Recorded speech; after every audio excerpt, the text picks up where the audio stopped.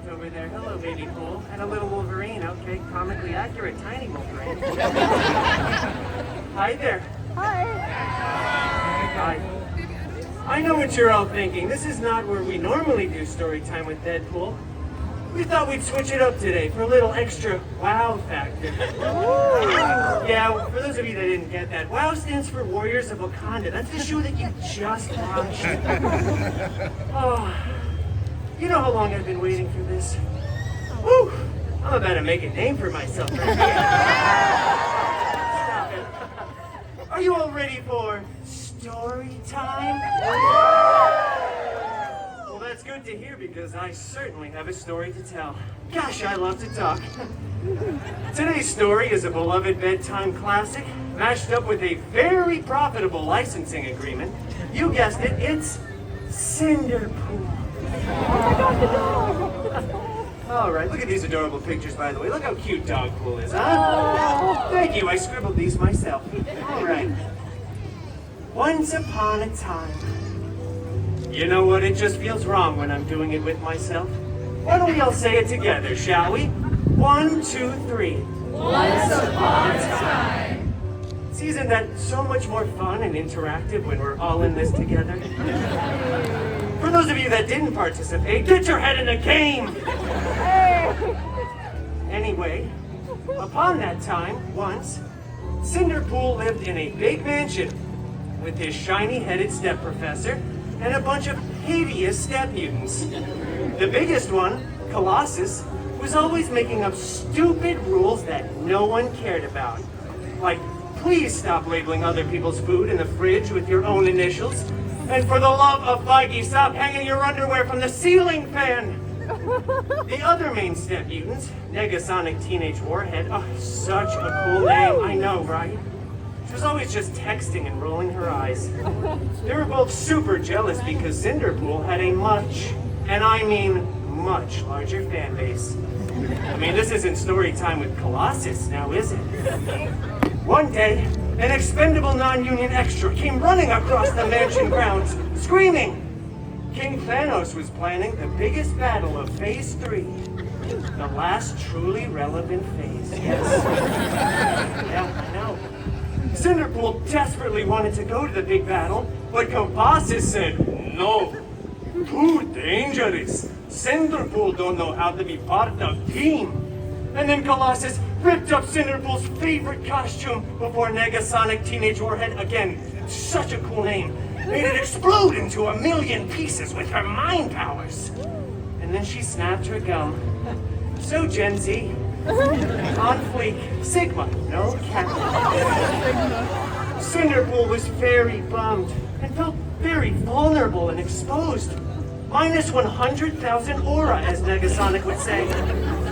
He ran out onto the mansion grounds, stumbling for dramatic effect, when suddenly, a big, strange, sparkly circle appeared. And from out of that big, strange, sparkly circle walked out Cinderpool's fairy, hairy god-mutants, Wolverine!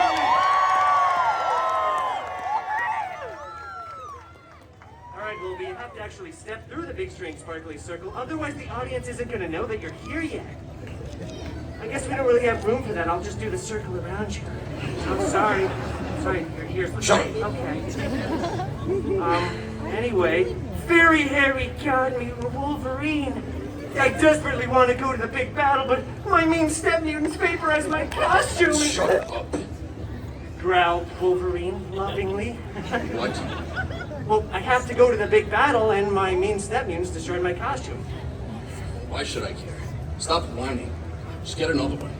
Jesus. Okay. Well, after that very sage and somewhat Australian advice, Cinderpool headed off to the wardrobe department to get a freshly laundered costume, and then went to the big battle.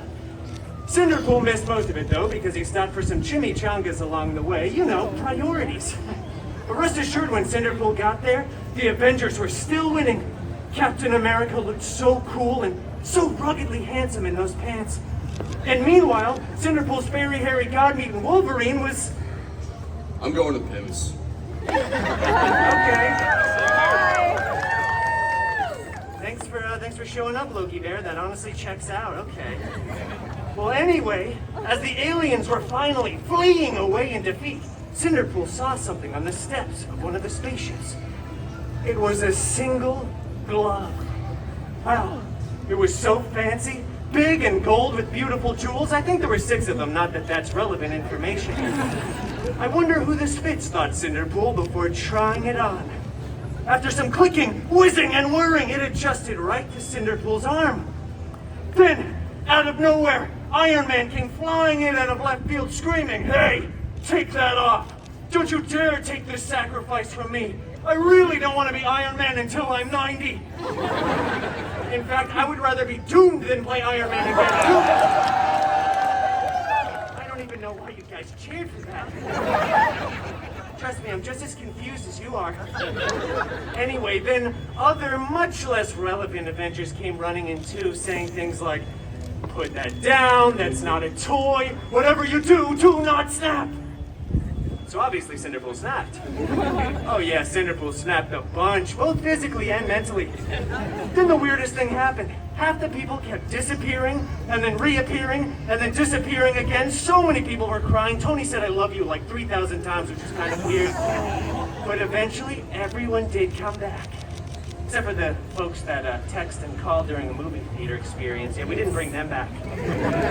Yeah, right? But after everyone came back, the Avengers tackled Cinderpool, ripped off his new favorite glove, and then when they went to remake the movie, they CGI'd Tony's head onto Cinderpool's majestic body, and it went on to become the most profitable film of the Feige cinematic universe. The FCU, as I like to call it. I know, I'm still workshopping that acronym. I feel like there's just one too many letters. Well, anyway, everything honestly worked out for Cinderpool because Cinderpool went on to start his own, even more successful franchise. Yeah! That's right. It was so successful, if you will, in fact, that he was eventually invited to be part of the Avengers Endgame 2, Electric Boogaloo. Yeah. In theaters at, well, some point. Well, that's the end. Game, if you will. Okay, that kind of sounded like fake laughter. I practiced that in the shower all morning. You can give a little more genuine laughter than that? Okay, well, no, don't patronize me now. That's okay. You guys are all adorable. Well, thank you all for coming to another illustrious and very wowy story time with Wow. Love you all. Bye, Deadpool. Bye, everyone. Bye, Baby Pool and Baby Comic.